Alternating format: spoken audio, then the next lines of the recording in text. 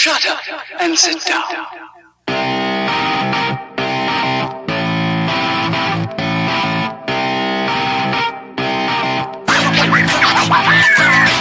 What's up, everybody? Guess who's back here on Third Shift, live with you? It's me. It's Matt. You know I wouldn't miss episode 128 for the world. So here I am. It's me. Eric's gone. We're not talking to him at all today. No, that's a lie. He's sitting there. He looks confused. He looks sad. Eric, say hello Have to I people. just been kicked off the podcast for the day? Oh my god! No one gave Those me the memo. two shows were the worst I've ever heard. Oh You're my out. god! You're out. But also save that audio and upload it to Danny so she can put your live reaction Okay, in thank the show. you. Appreciate it. But now go. All right. But wait, no. I guess I'll let you stick around to tell us how your week was, good sir. Oh boy! It's been a fantastic week. Work's been wonderful. All sorts of good things going down there. We got a brand new machine. Learn how to use that. Other people learn how to use that. Other people unlearned how to use that. It's been great. I get a kick out of it. I giggle and laugh and do little cartwheels around my little machine. Nope. It's good times. I'm sure everybody's had that experience. Like, hey, who wants to volunteer for some training? You're going to train everybody up. And then, you and some other guy are like, I guess, sure, cool. And then, a couple other people get voluntold to do it. Or just volunteer themselves because they don't want to work. You know how that goes. Yeah. And they hop on in and you sit there all day learning and doing all sorts of stuff. And at the end of the day, you figure out that, well, they didn't learn a single thing. Mm-hmm. They didn't learn. Hey, anybody want to do some practice runs? No, we're all. I'm good. I think I remember. Yeah. Oh, actually, just come on up and check it out. Show me the start button. 4 hours of training and you don't know where the start button is. Is it the button that says STOP? Is that the? Yes. Oh, that's the other one. Mm-hmm. See, it Green, says stop. I got it. red. Oh, I don't remember. Is it like the red one? What red's indicate? What is this, like Christmas? What are we talking about? Green and red buttons. Yeah. So why can't they be blue and black? Doesn't red That's all I'm mean gonna say. red's inviting, right? Red means come on, let's go. Yeah. Red's that color that signifies your body that you're hungry. So it's like you're getting revved up. Your Revved stomach's up, getting ready to revved eat. up. So if you're ready to eat, it means It's you're ready to eat the Yeah, books. the machine is ready to eat books. Yes. There it is. That's why. We figured it out. We did it. Gosh, Perfect. Congratulations to us. Yeah. So if any of you know what I'm talking about, you can giggle and laugh because we've experienced that this week. It's been great. Family-wise, chilling.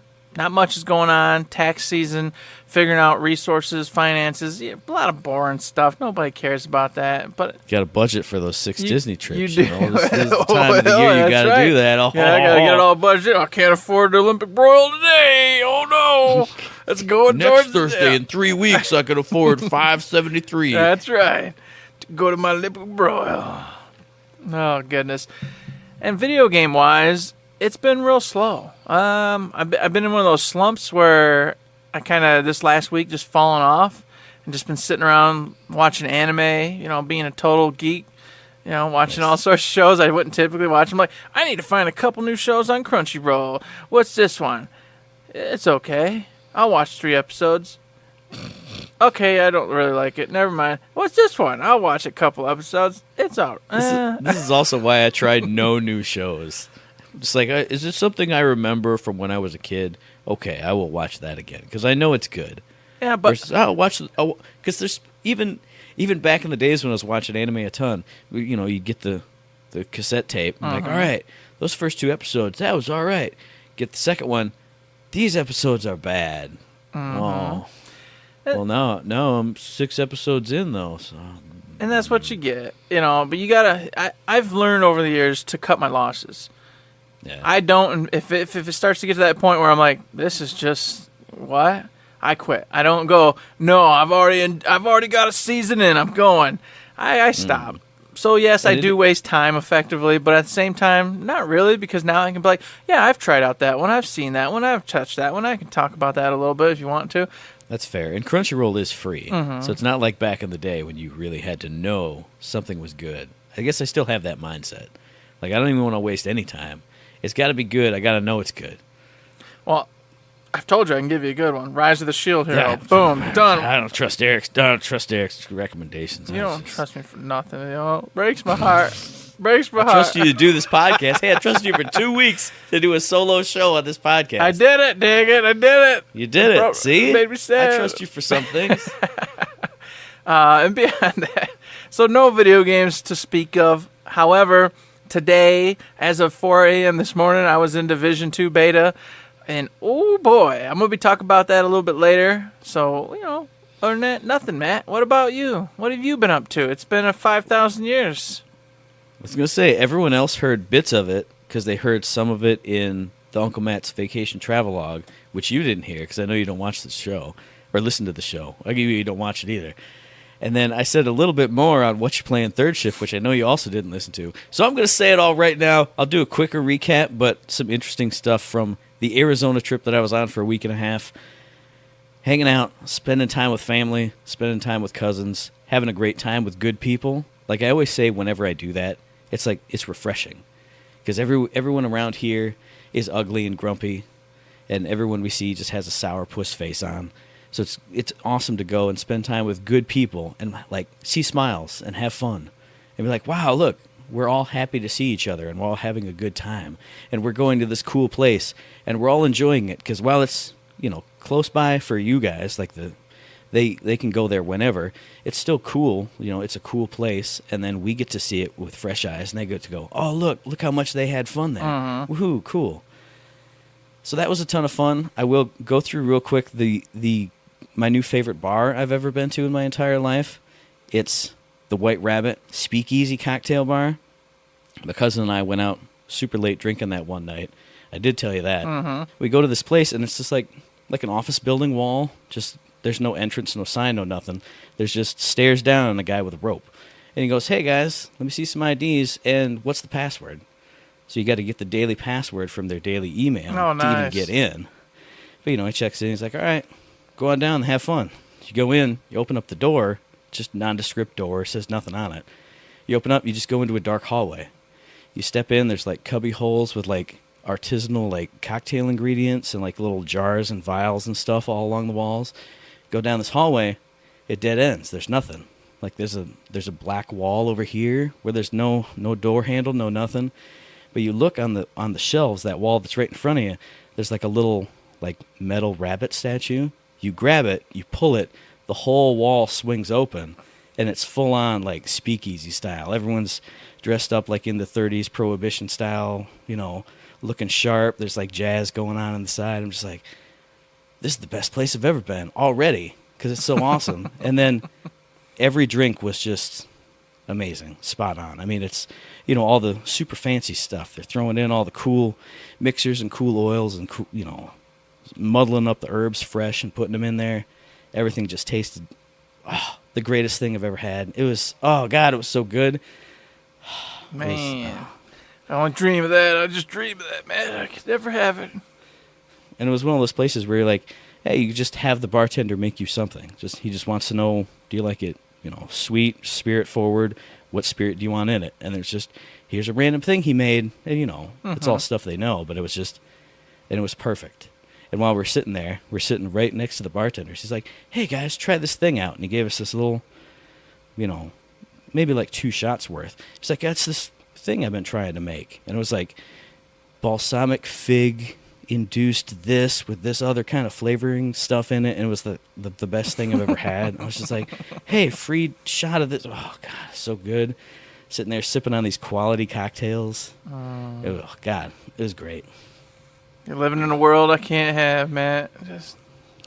And that's what I thought. I was sitting there, I was like, wow, this is amazing. And I was like, even if we had this here, my friends and I would probably go once. I would go forever. James, I could sit at home and drink a case of Natty Light for $20. What is this, $12 for a cocktail here? Like, but it's amazing. It tastes so good. Hell yeah. Trust me, even if it was here, I'd love to go, but, I'd have to be like, well, let me like chop my finger off and figure out how I can figure this find out. Exactly which one I can have for the whole night. Let me parcel this out, do all this, and I can afford these 2, and then I'll drink beforehand and make it so that these ones pump me up. Here we go. There you go. Then other than that, I mean, every single night we're going out to some cool place that, some cool local place. There was like a Cornish pasty company place that had all kinds of, at least like 30 different kinds of pasties there. You could get all kinds of stuff with those. Great Mexican places, because obviously it's down south by the border. Outstanding Mexican food there. I'm blanking on all the other cool places we went. There was like a Louisiana Cajun place. Every place we went was great. It was fantastic food all the time. Then, of course, while I was down there, NXT TakeOver Phoenix, Royal Rumble, Raw, and SmackDown. Went to all of those. Also had a bunch of like autograph sessions behind the scenes. We got to walk around backstage, go into see everything that was backstage, go into Gorilla, which is right before they come out, go out on the stage, go down the ramp, be at ringside, touch the ring, not be in the ring, but be all around the ringside area, pictures, everything, see, wrestlers walking backstage. Some stopped and said hi, they said, hey, don't boo me tonight, just cool little moments that you would never have gotten otherwise. Just saw Jeff Hardy just posted up on one of those big old chests they put all the electronic stuff in, just eating some Chinese food out of a thing. It's like, hey guys, good to see you. Thanks for stopping by, I was like, holy shit, that's Jeff Hardy right there. He just talked to me. Awesome. Eat some Chinese food. Say what up. It smelled freaking good. Whatever they had in catering smelled awesome.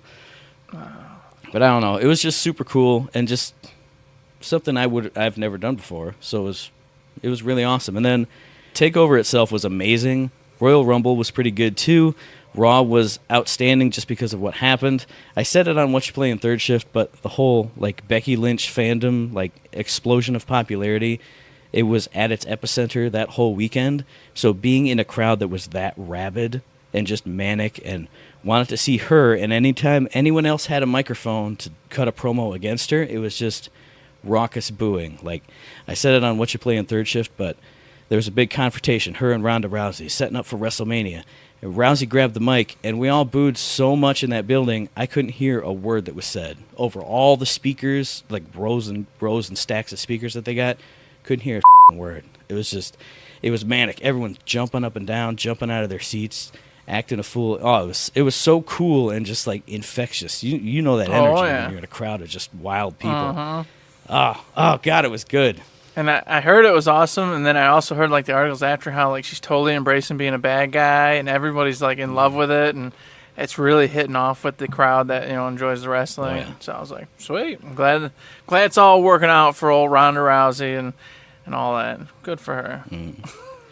And then after that, went back to hanging out with the family for a couple days. Went out to Sedona, nice big long drive out there, seeing all the beautiful rocks and the beautiful landscape. And then while we're out there, we drove up this mountain to this little used to be an old mining town, but it had been it got the Old Town remake because it was all artsy. There were 4 breweries up there. We went to this cool burger place, and then further up in the mountain, there was a hotel there that's apparently haunted because it used to be the insane asylum. They just ship them up the mountain, and off you go.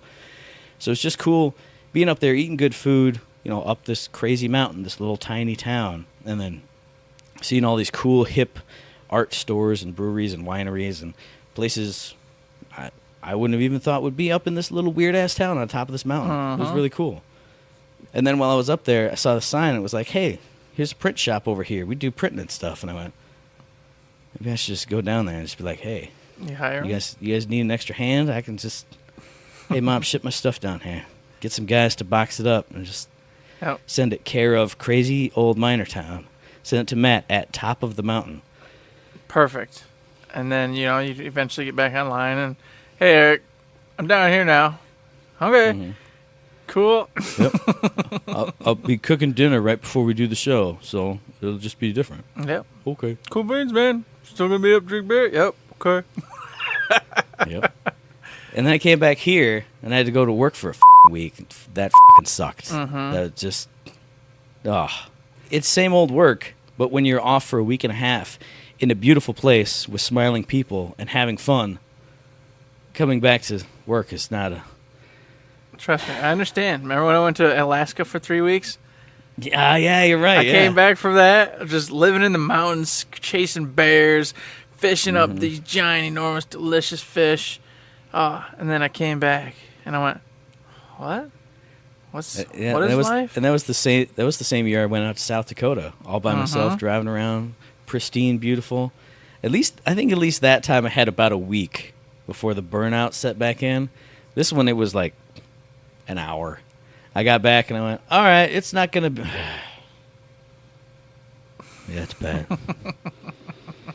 So yeah, work's been great. Work's been fun. On the video game front, I have been playing Ace Combat 7, Skies Unknown. That's been a lot of fun. It's actually been way harder than I thought it would be.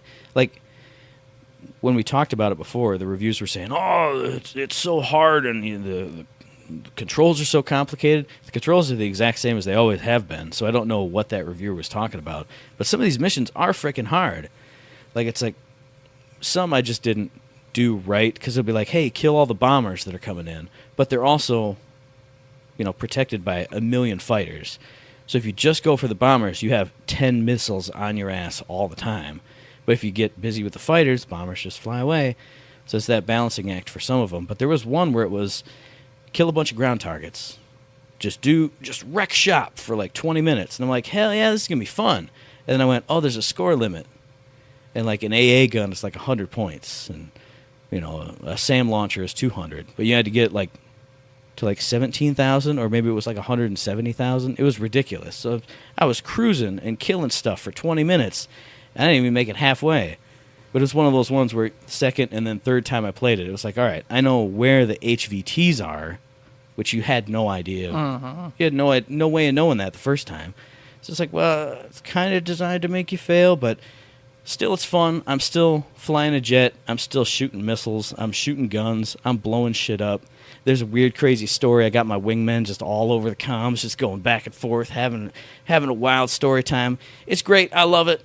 It's awesome. And it came with a free download of Ace Combat 5, which is my favorite. So now you got a classic under your belt that you can play. Oh, yeah.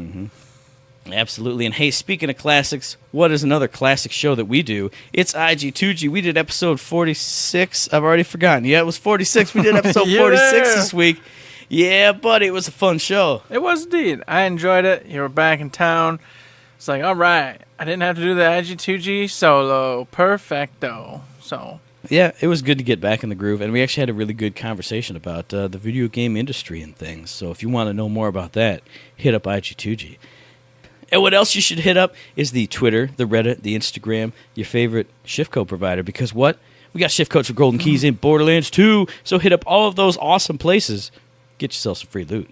Indeed you can. Now, of course, you can go get that free loot, but make no mistake, boys and girls, you cannot use it for the hunt, which I think is wrapping up and over at this point.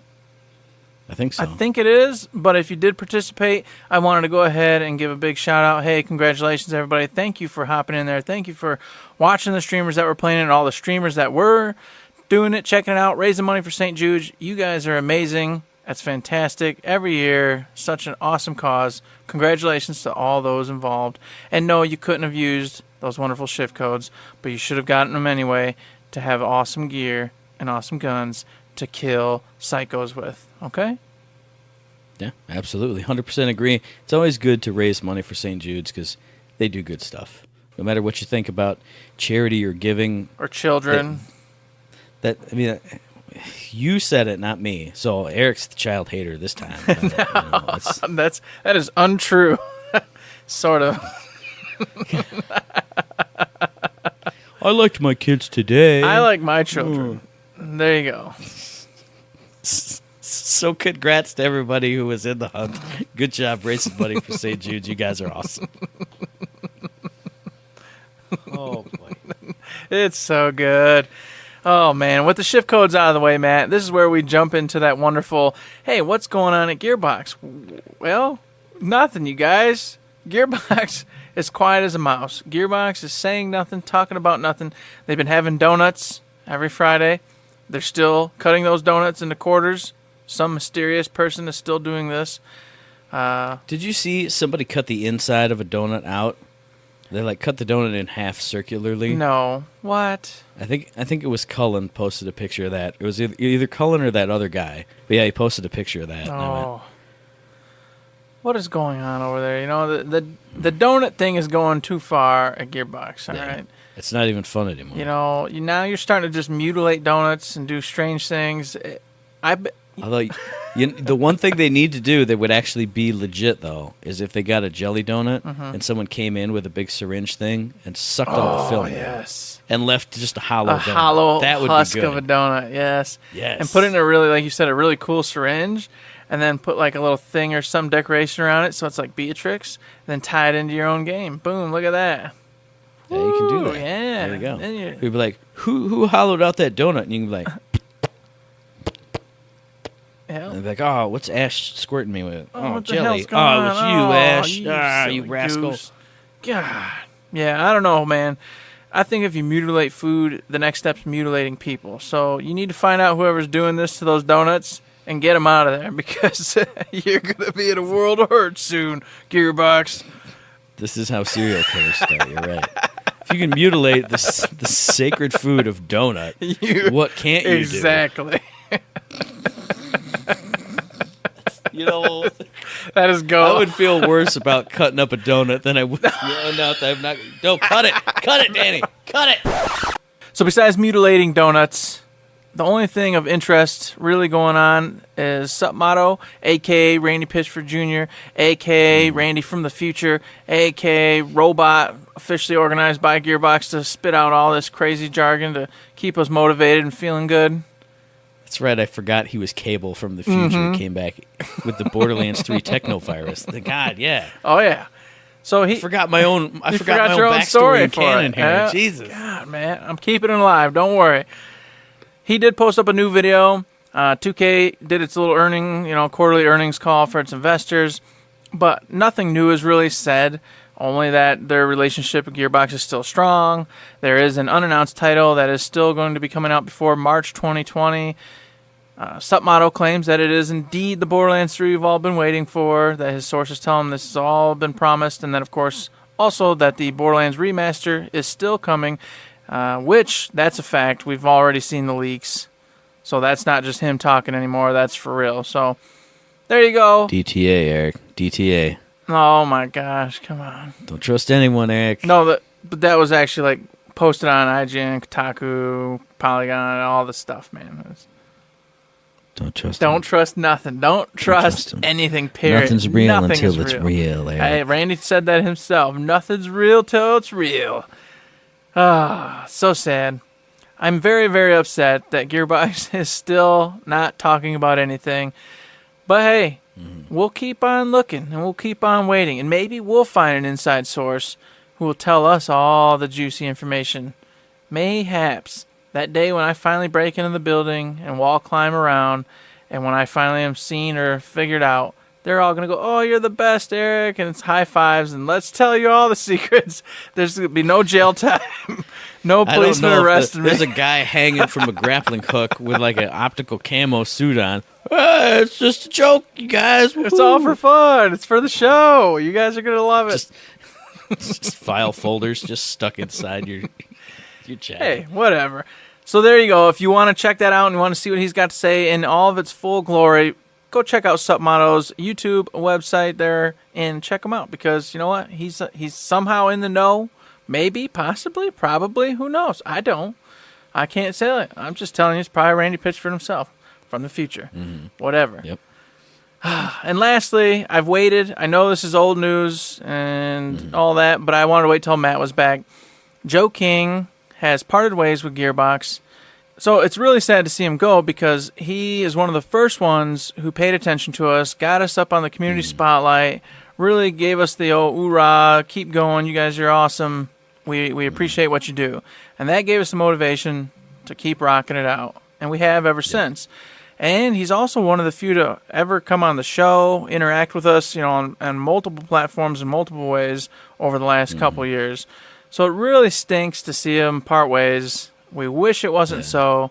And I've told you over Twitter, Joe, we're going to miss you. Sorry to see you go. We hope that all works out well. The Joe Shrine has been burning incense and burning them candles every night since. And I know you're close. You're going to be in a new position soon, rocking it out. You're going to make millions of dollars. It's going to be fantastic. Yes, I agree. I mean, all I could do is basically reiterate what you said, in that, it is terrible to see him go. I mean, he was a cool guy to interact with over Twitter and on Twitch and stuff. But then when we had him on the show, it was like a whole nother level. You could see what a good, genuine dude he was. I mean, I've said it every time we've had a guest on the show. He was such a good guy, and it was so cool to have him just talking shop with us, just talking shop off air, talking on the air, just super open about anything we could ask him about. So I definitely wish him all the success in the world, and he's such a good dude, and obviously such a talented dude because he's done so much in the past anyway. I feel like I could say I guarantee he's going to find someplace good and something good for him to do. And I just wish him all the best, and hopefully he sticks around on Twitter and lets us know what he's up to, because I definitely want to follow him because I'm a fan of him, the dude, the guy, the good person that we had on the show. So best of luck to you, Joe, and let us know where you end up. Maybe we'll have you on the show again. You can talk about that cool line of business that you're going into. Oh, indeed. I would love to have him on again whenever he's hooked up wherever he's going to be and do something else with him because, like you said, it was a great time, and I look forward to it. And with that, farewell, my friend. We're bound for Canaan. I'm traveling through the wilderness. Your company has been delightful. You do not leave my mind at rest. Come on. Get out of here. Get out of here. All right. Christ. Well, I had to drag it out as long as you guys were going to let me. I had to. Danny was going to cut it down to, so look. And then the topic of this week is... Oh, man. All right. So farewell, Joe. We'll see you in the future. And speaking of future, we're hoping that Gearbox does something in the future and lets us know about it. But until then, we got nothing else from them this week. So we're going to move into a couple topics to go ahead and munch our teeth over and have a good time with. We'll start out with Matt. Well, I have the return of a very special segment. It's one that's near and dear to my heart. It's Matt's Indie Game Showcase. Because I've been watching some trailers for one of these games, and neither of them are out yet, but they're coming soon. But I've been watching trailers for this one for like the past couple weeks, and it's like, all right, I want to talk about it. When's it coming out? No announcement. When's it coming out? No announcement. When's it coming out? Oh, it got announced. So over the past few weeks, I've found trailers for 2 indie games that I think are super awesome, and especially if you were a fan of Hotline Miami or the concept of Hotline Miami, that kind of like fast, like brutal action. I think you're going to love both of these games, and you're going to want to keep an eye out for both of them. First up, the most direct comparison I could make is to Hotline Miami with this game. It's called Ape Out. It's by Gabe Cuzillo, and published by Devolver Digital, coming out on February 28th for PC and Switch. This is a game where you are an ape, and you got to get out. You're like a big old gorilla, and you're trapped up at the beginning of the stage. You bust out, and you just bust through all these people with guns and weapons and stuff, and you just have to get out of wherever you are. Like, I think the first one, you're like in an office building. Maybe you're in a lab getting experimented on. But it's so... You really got to watch the trailers for both of these games. When you watch that Ape Out trailer, it's so big and bombastic and brutal, but in a cartoony way. Because your two controls in this game are grab and punch. And as a big old gorilla, if you punch a dude, he goes flying all the way across the room. If he hits a wall, he explodes into this big old blood splatter. So you're just knocking people all around, down the hallways, out the windows of this building you're in. If you grab them, you can hold them as a human shield to block bullets from, other people. And then apparently you can also maybe like swoop your hand in and grab their gun. So if you grab a shotgunner, you can go around blasting shotgun blasts at all the people that are coming in at you. And then you punch him to throw him, or you can just grab him, throw him into somebody. They both explode into guts. You're going running through. It's really cool because, God, you really got to watch that trailer because it's so stylish. Like, it's not detailed, but you as the gorilla, you're basically just an orange gorilla, like a flat orange gorilla shape. I saw a clip of it. I don't know much about it, but I did see a clip of an individual playing. I don't remember where it was from anymore. He grabbed one of the people, and he dragged him for like a minute and a half through this building, all the way up to a window, and then a sniper just blasted through the human. And I was just like, well, that was weird. Okay. But it's watching, especially the trailers they've put together, it's so stylish because there's all kinds of visual like filters that come over the top. Like I think the lights go out at one point, and then it's like super grainy black and white.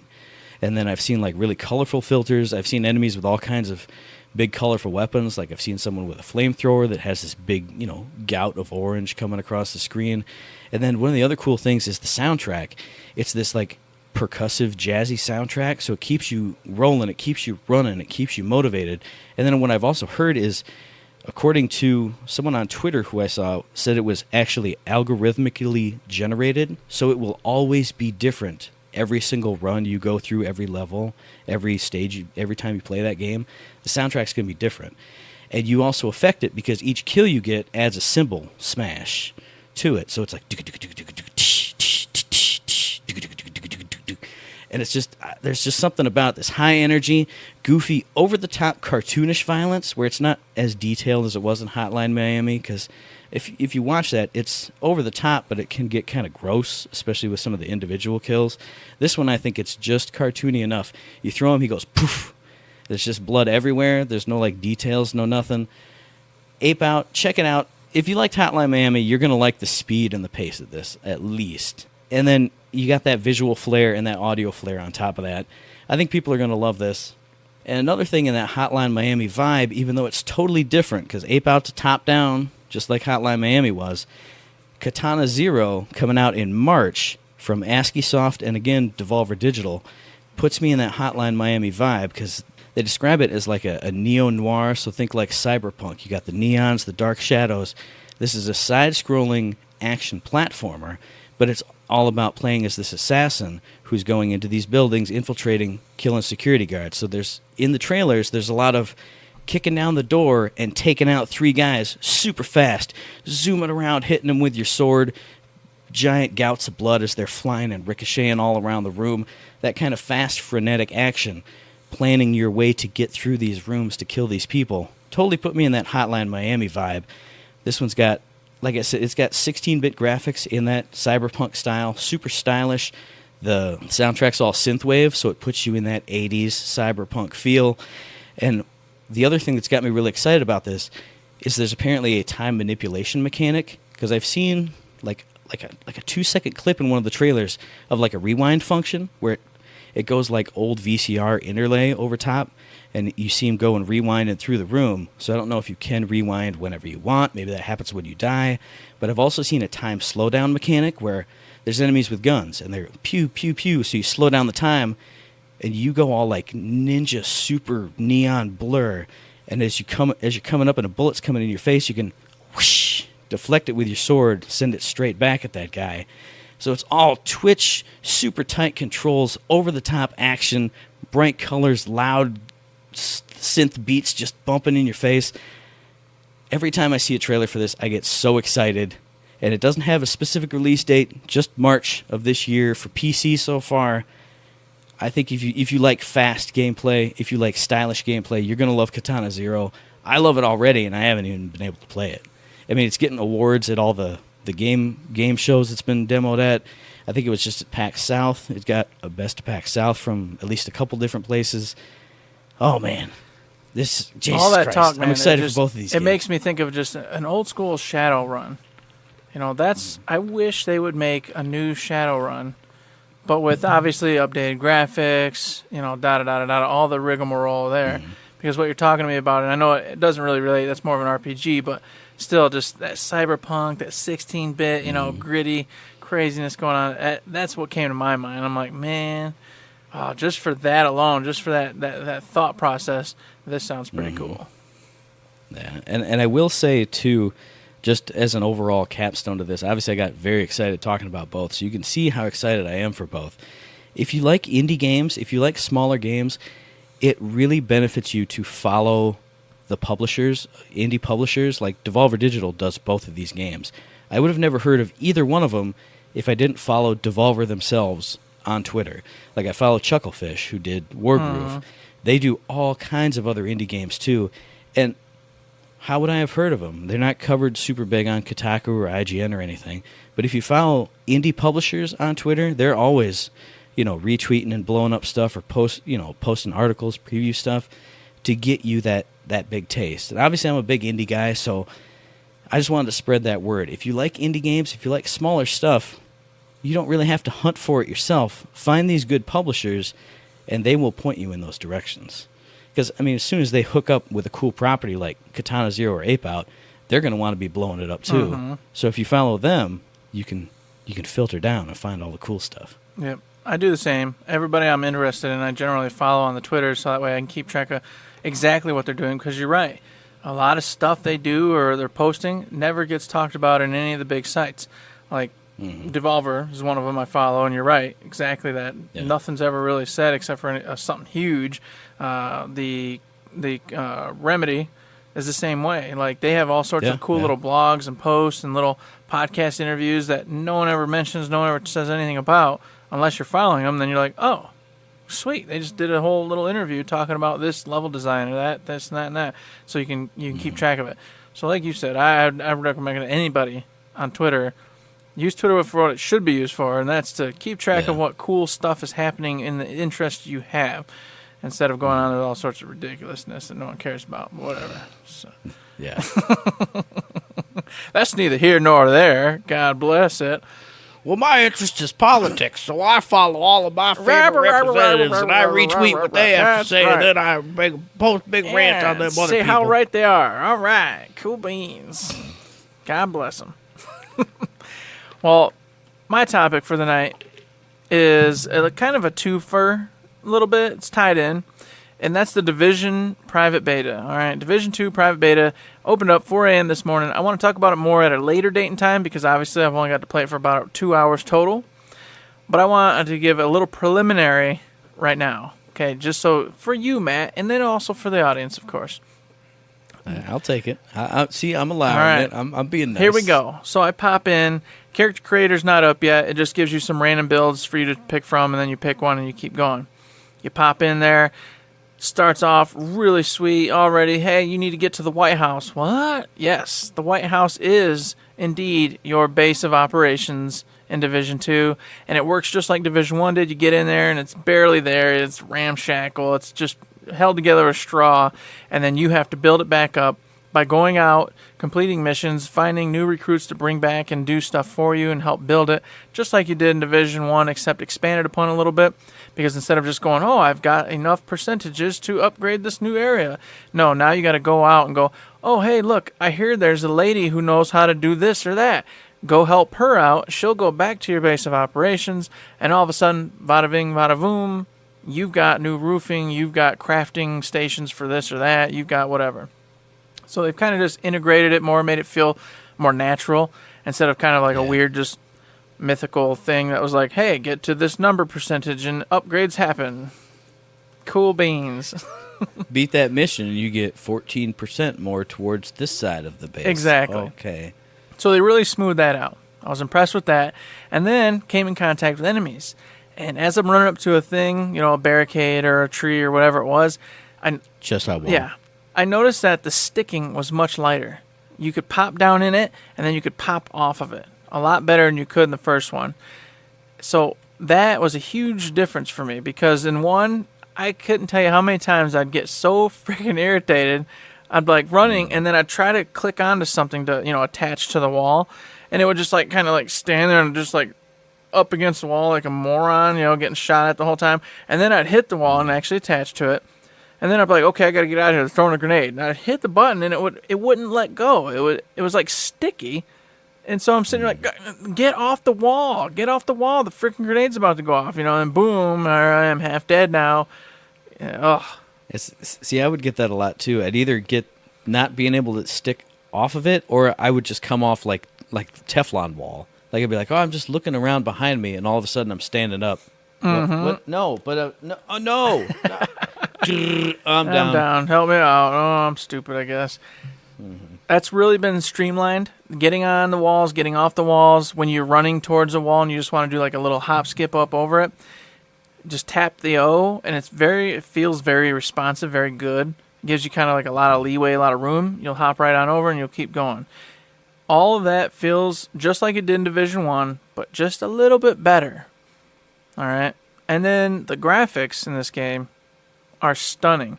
They're still using the Snowdrop engine, same engine as they did before, but since they've had time, like you said earlier, to master it, to really play with it a lot, you can see. You can see where they've got all the extra detail, all the things going on. Just gorgeous. It feels like you're there. It feels like a place that's been in just ruins for over a year now. Very, very cool. Now, on a downside, because I want to tie it into this part, I really feel like this is the first game I've seen since the whole PS4 Pro split where PS4 owners are screwed. The load-in is terrible. Like, you'll run up to another agent or a human or whatever, NPC, doesn't matter, and you'll watch the progression as the polygons and textures all pop in. And there's no getting around it. I thought maybe it's just because I just got on, maybe I just started. Throughout the entire time I played, it was happening to the environments and to the characters over and over and over again. And it really was bumming me out because I don't know if you see it often or if you know what I'm talking about, but when you run up to a model of a character and it's just their base textures, they look like golems and trolls. Yeah, and then all of a sudden a layer pops in, another layer, and all of a sudden now they look cool or neat. Now they look like a face, yeah. It really was throwing me out of the game when this was happening. Like, I'd get into a cutscene and they're still trying to, like, load the textures in, so she just looks like some kind of weird, crappy animatronic thing. And I can't focus on what she was saying. I couldn't really think about anything except for how stupid this looked. And then it popped in and everything was okay, but I didn't like that. I'm not down with that. I don't appreciate it.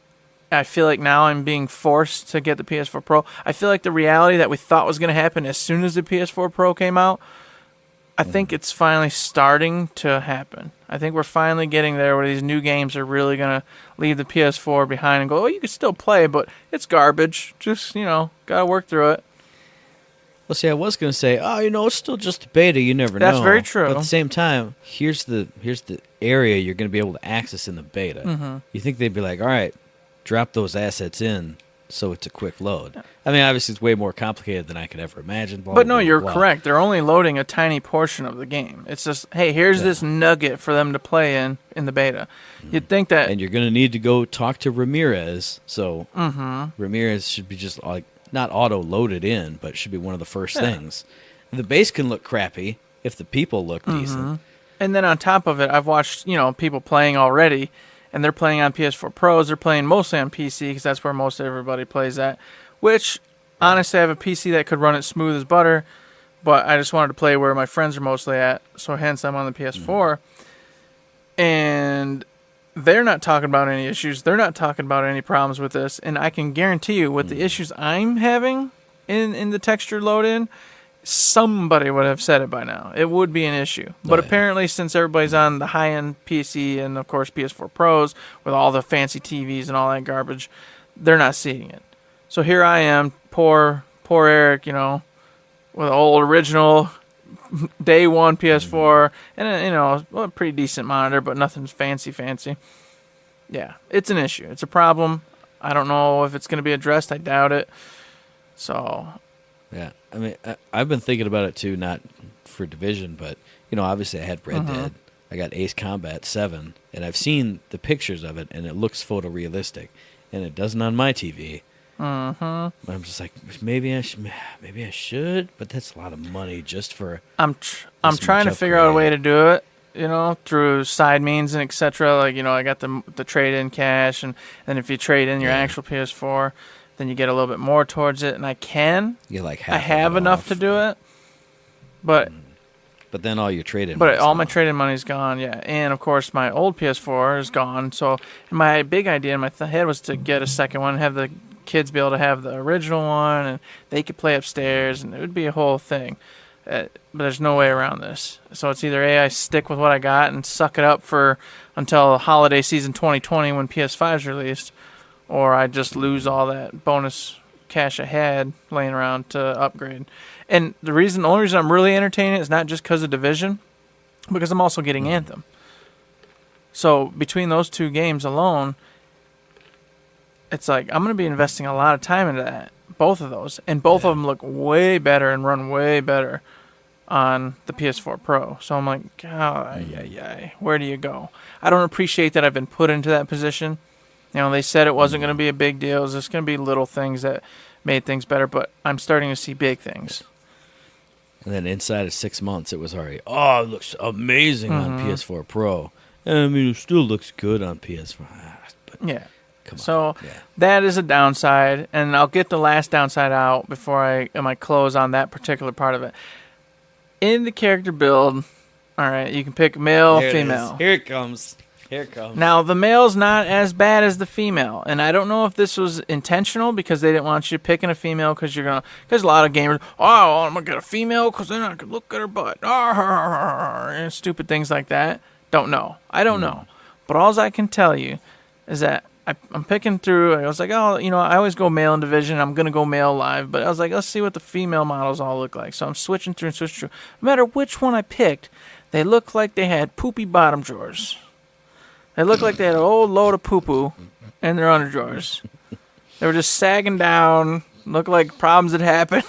It was terrible. Well, it's a hard knock life as a Division agent. No you can't time. find a beautiful yeah. bathroom everywhere with a fancy bidet. Right. The White House burned down. Come on. You're what do right. you want? Sometimes you just gotta, you put on your Division undies, and you're good to go for it. And you just let it load up. You just let it load up and sag down. So the Division brand depends. They got the little orange circle. I don't know if it's the beta or if they intentionally chose to make it very, very strange looking. But holy moly, it's so small and so stupid, but it bugs me. Mm-hmm. I'm just like, I'm looking at the character and I'm like, why do you look like you pooped your pants? I don't understand. You're supposed to be awesome. You're supposed to be a Division agent out here rocking and rolling, kicking ass and taking names, and you look like you pooped yourself. I don't know what's happening. I'm confused. Oh, I want to see this tweet now from Eric.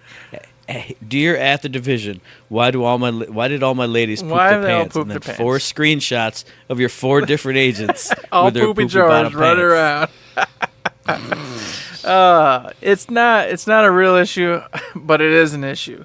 It bugs It's me. a real issue because you see your character. Yeah, it all the does. time. It bugs me. But that's why I'm going to go male. I mean, because I always go male in Division anyway. Because if a guy poops his pants, that's fine. fine. You've seen that a million I times. have. I've done it myself. But that's not what I'm talking about. The males don't look like that. The males look, they look a lot better. So it's just the females. And I'm like, why did you make the females poop their pants? I don't know what's going on here. It's confusing me. It's a problem. Those male butts look a lot better. They're nice and tight. The pants fit them right. It's okay. The women, it's like these loosey-goose pants with these weird sags in the butt stuff, and it looks like they pooped. And bad. But that's it. That's enough for that. I'm done with that conversation. You're gonna kill I just me, want Eric. people Jesus. to know. I need the Third Shift fans to know. They have to know, man. It's important. Now, back to the real. Beyond that, I went and did a couple missions. I went to the theater. I met a fellow Division agent. Did a rescue mission. Everything played out very smoothly. The enemies were very smart. They would, if say they had a turret going, right, and you shot one of them off the turret, that wasn't it. No, the other baddies would try to get to that turret to pick it back up to keep shooting at you because they knew that, get a turret on this moron, he's going to die. I like that. That was really cool. And these are just regular henchies. And apparently Division 2 promises that the later ones and then the endgame ones are like super smart and intelligent. The AI is really killing it. So I look forward to seeing all that. And of course, as I go further into this beta, like I said, I'll talk about it more next time. Environment's gorgeous. Agents feel better than they did in Division 1. The missions are very, very in-depth, really make you feel like you're there. The NPCs feel more realistic than they did in Division 1. They're out here actually working, doing stuff. My minor complaint, which isn't really a big deal, is that a lot of them aren't wearing like flak jackets and, simple things like that. They're just like running around in t-shirts and guns. And then you see like a bunch of dead agents hanging out, and you're like, why would you not grab that agent's gear and put it on your body? Yeah. I know it's a game. I understand. But the militaristic part of me just goes, that this doesn't make any sense There'd be no rational human. Perfectly good gear. Right he would there. pick it up and put it on so he doesn't die in one hit. That'd be great. But that's okay. I understand. I get it. It's just stupid stuff. All around so far, much better. I'm playing with the Seeker Mines. Don't really have an opinion yet. I can say I'm not used to it, so I'm not liking it as much as I did the original Seeker Mine, but that may be just because I'm not used to it yet. And the turret is the turret. That still functions just like it did. Feels good, feels great. Can't wait to play with it a little bit more. Like I said, I'll update everybody later on. And to end it all, I just wanted to say that I'm appreciating these betas. I'm appreciating the Division 2 beta. I was really cool with the VIP and the open beta for Anthem. Before that, they did their Resident Evil Remake one-shot demo. And then there was a couple on like the Switch I've played.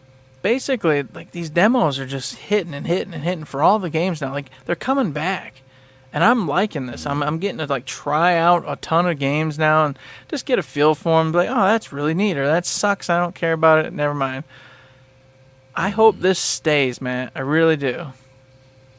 And this ties in really well with the IG2G conversation, because if everybody drops a demo and everyone said, "Oh, it's real problematic to do demos," yeah, it doesn't make money. Lose but if sales. more of these big giant games that I wouldn't be able to play otherwise dropped a demo, I could try it out and go, all right, gotta get Assassin's Creed because that was amazing. Gotta get Division 2 because that was a lot of fun. Anthem maybe not so much, or this maybe not so much. But demos have always sold me on things. So more demos, more betas. Yeah, I'm in the same exact boat. I think it helps. It really, like, if it's a game I was interested in, but then I can just go, well, I really was interested in that, and it floated away. I never know what I missed, so therefore I'm not sad. Like, I do go, oh, no, I would have liked to probably try that, but that's it.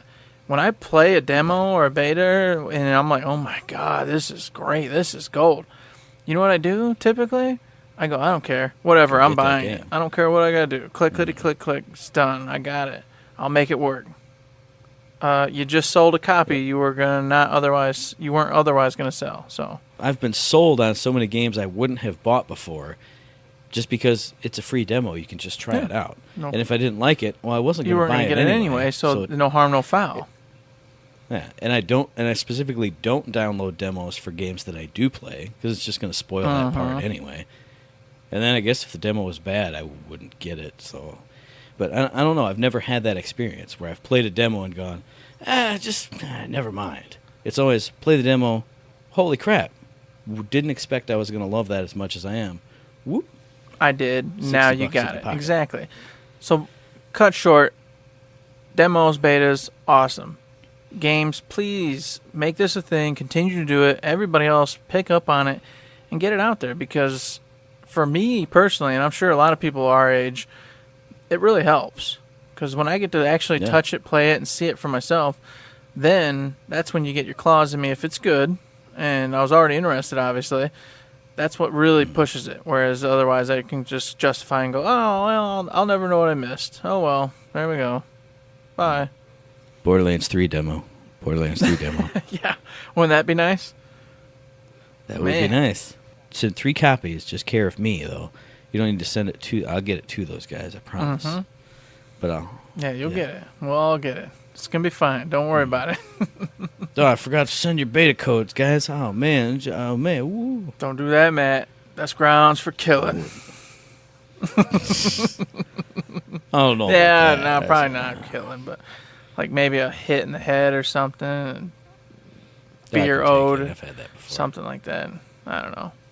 But, anywho's, I'll give you more updates on the Division 2 beta next week once I've completed the beta and played as much as I can humanly play. And just short note, keep making demos, keep making those betas, because I really do appreciate it. And what we appreciate is your feedback. So tell us, do you love demos? Do you want to play Division 2?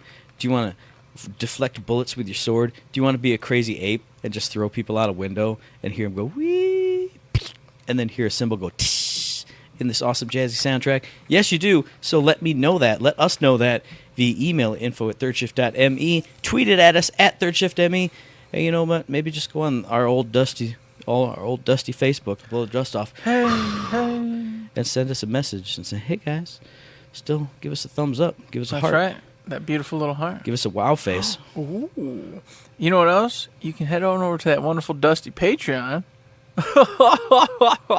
I'm just kidding. It's not actually Dusty. There's awesome people over there.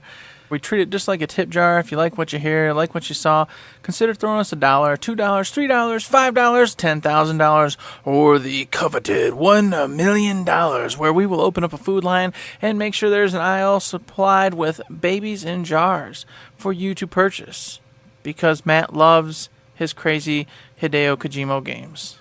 Whatever his name is. You almost got it close. Right. Hideo Kojima. Dang it. I almost had it. So close. That's an accomplishment. So yes, if you want to be protected by the weird shadow things that you can't see, but sometimes you can see them, and we don't even know what they're there for, in Death Stranding, give us that $1 million. We'll open up the food line. You'll get the baby in the jar. And until that point, this podcast drops every Friday, so we'll be back in your ear holes on the 15th of February for our very next episode. You can find that episode on iTunes, on Stitcher, on Podbean, on Spotify, and on YouTube. And as I always say, if you like what we're doing, you'd like to help us out, please give us a like, a rating, review, a comment, a subscription, any kind of good thing on any one of those good services, because it does help us out. And we really do appreciate it. We do indeed. We appreciate those 5-star reviews. We really do. We need another one in. The souls have been sucked dry, and we need more food. Please feed me. I've told you, I'm going to come find you if you don't feed us. And I'll feed off of you forcibly. Please feed us. Don't make this a reality. Don't make it. And with that, Matt, there's nothing left to say except for don't forget to save.